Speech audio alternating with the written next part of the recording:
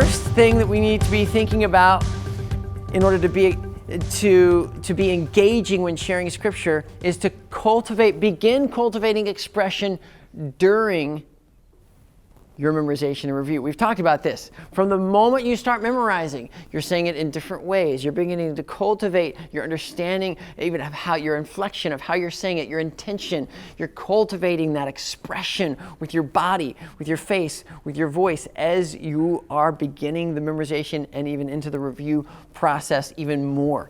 So that is key. Yes, a lot of people think that somehow they're going to magically get expressive when they go to share it with someone. And that doesn't happen. No. You have to do it when you're doing your memorization and review in order to be expressive when you're sharing it. Yeah, we usually get less expressive in front of other people, not more expressive because we're nervous or we're stressed. But let me ask you this. Do you want, if you share a passage with someone, do you want them to feel the same impact that you feel when you read it? Yes! Does that happen magically? No! So we have to make sure that we are being intentional in order to be able to get to a place to be able to share it with that same impact, okay? So the first exercise that we're going to do in order to cultivate our expression is something that we've done in other ways. So we're going to do one verse 3 ways, and you're going to start by doing it on your own, one verse 3 ways, and then you get to choose your favorite way and do it for your accountability partner. Okay? So you get to kind of get comfortable, get ready with your 3 different ways, and then you get to share your favorite way with your accountability partner. Ready? Let's do it.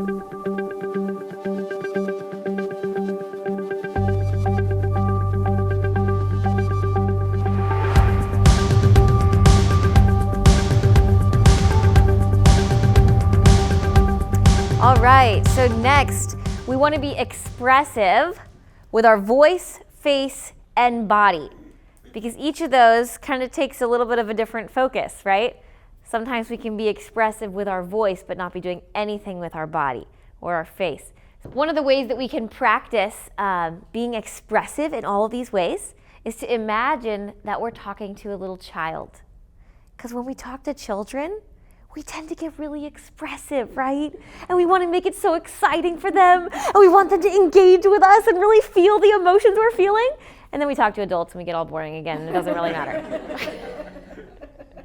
So we want all of you to find a corner, and you're going to pretend that you're talking to a child. Just take a few verses. If you're doing a larger passage, just take a few verses. And you can kneel down, you can get the child on your lap, really have fun with this, and be expressive. So, pick a few verses from your passage, find a corner, and go talk to your kid.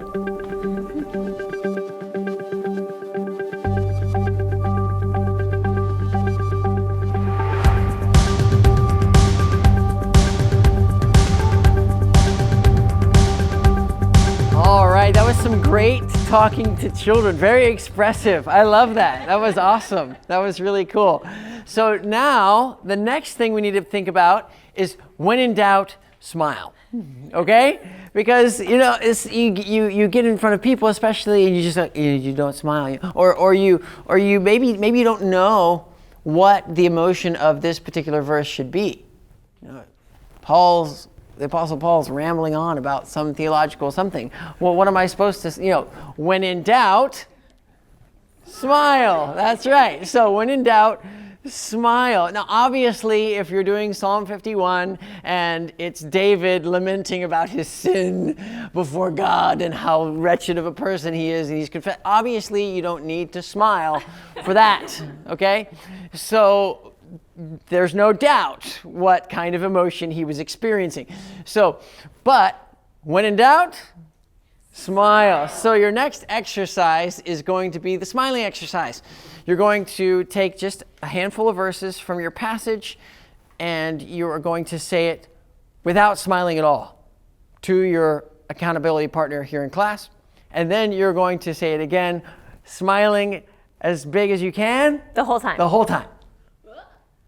Even if your passage is not a smiling passage, like Psalm 51, okay? And if your partner stops smiling at any moment, you can beep them out. Just go, eh. Or, yeah, that's a great way. Just do that. No physical contact. Okay, so. We're not punching in this No class. punching, no violence. All right, so you can buzz them out. All right, now smiling exercise. Take a few minutes, just a handful of your verses.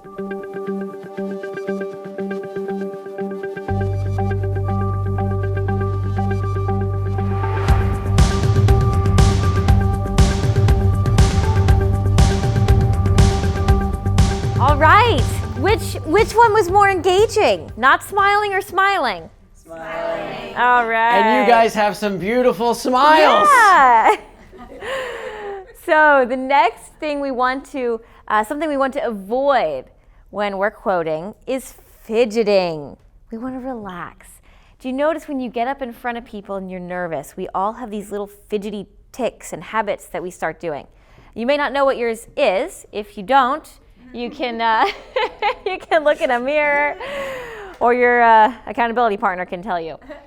Yep. Or the knee, or playing with the shirt, or constantly tucking the hair, biting the lip.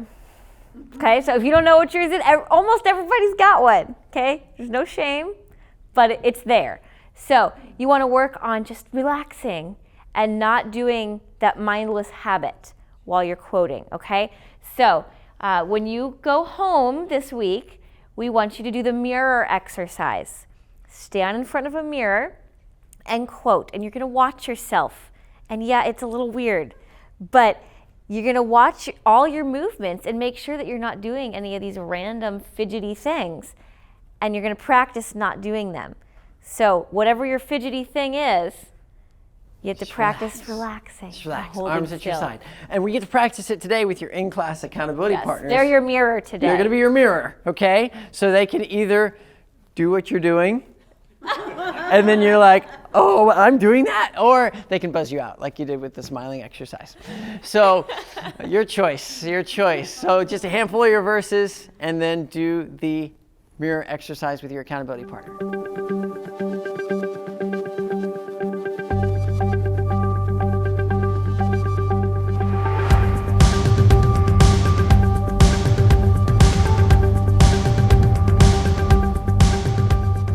All right. Well, you guys have a lot of self-control. That was really good. You guys were relaxing, and that was awesome. That was great. So the next thing we want to think about is not just not doing distracting movements, but purposefully using intentional movements and gestures, okay, that are going to add value and emphasis to what we're talking about and what we're sharing with our passage, okay? This doesn't have to be complicated.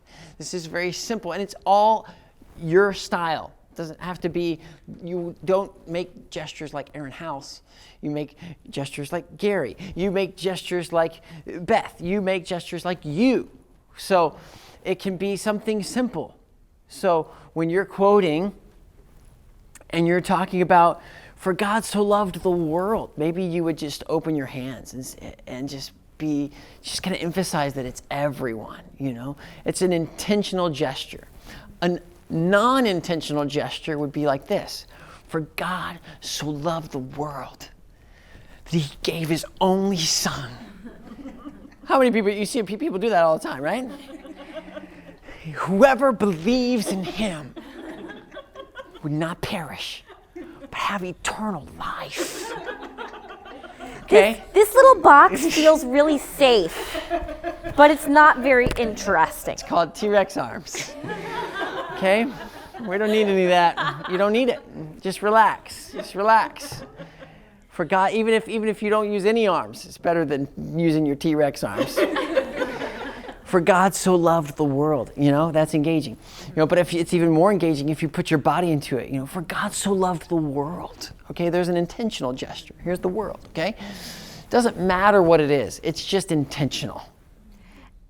And a quick note on this, I know for some of you, you might say, well, that doesn't feel genuine for me. Sometimes you have to practice being genuine. That sounds a little weird, But when you're in a position where you're uncomfortable, you freeze up. Freezing up isn't genuine. That's not you being you. You know, you have to almost practice being you in an uncomfortable situation. So by intentionally creating some motions, maybe that are even, bigger than you would normally do, you're going to get used to them. They're going to become more genuine. But if you're in an uncomfortable freeze up position, you're not going to genuinely do those motions in the moment because they're not going to feel genuine. So even if they feel a little forced at first, the more that you practice them, the more genuine they're going to feel. So that's just homework for you this week. With your passage, come up with 3 to 5 gestures. It doesn't have to be a lot. Just some simple things that can help emphasize what you're saying. And you can actually begin to explore this with the next 2 exercises that we're about to do. Yeah, so the next one is putting yourself in the author's shoes. The Bible was written by real people with real emotions, with real history, So looking at the context, looking at what was the author going through, or the character, maybe if it's a Bible story, what were the emotions that they were feeling? And just really immerse yourself in the story, even if it's not a story per se, like a tellable Bible story. Immerse yourself in the context. What was the emotion? What was the person that wrote this or the character feeling? So we're going to do this in class. Just whatever your passage is, just think about it for a minute. Think about the author, the character, what they might have been feeling, and then try to portray that emotion as you quote it for your accountability partner. Just a handful of your verses. Ready and go.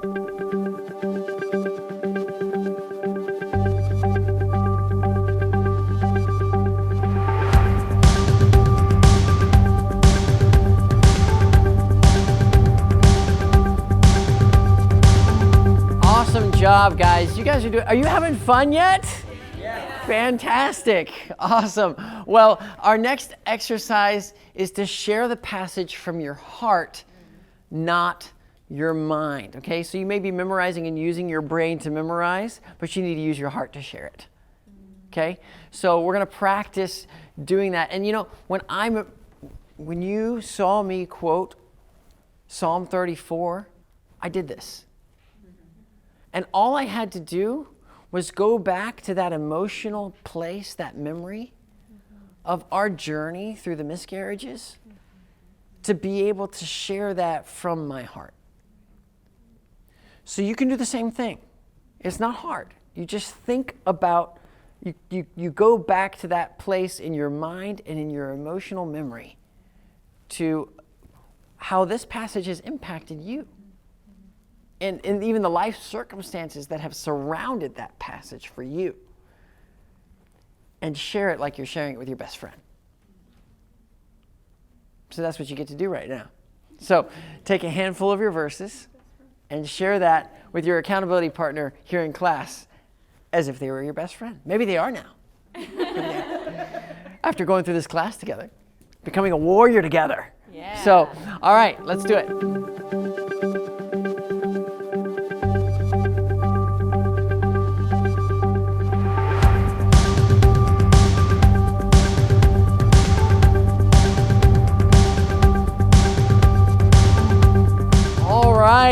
Great job, everybody, sharing it from your heart. That's so powerful, so powerful. So just to review how to be engaging when sharing scripture, we're going to cultivate expression during memorization and review. We're going to be expressive with our voice, our face, and our body language.